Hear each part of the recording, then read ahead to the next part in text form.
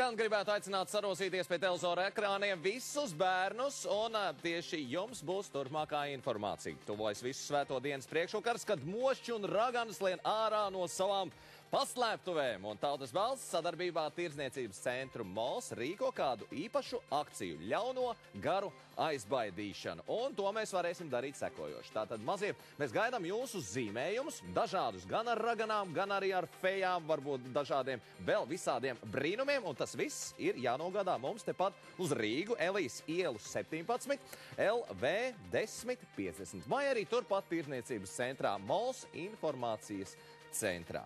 Tālūk, un šos visus zīmējumus, šo zīmējumu autori, starp citu, saņems kādas īpašas dāvaniņas no veikala Piki Monti. Un tāpat informējam arī, ka visi bērni var droši nākt uz Molu un jauki pavadīt laiku bērnu rotaļu istabā Annels, kas jaunajiem māksliniekiem arī būs sagādājis mazas jaukas dāvaniņas. Un pats galvenais, ka no 19. Oktobra Tirdzniecības centrā Mols būs skatām kāda īpaša jauno mākslinieku galerija, kurā būs izstādīti jūsu sazīmētie zīmējumi. Un tālūk, tos varēs apskatīt arī internetu mājaslapā www.mols.lv. Bet par ko mēs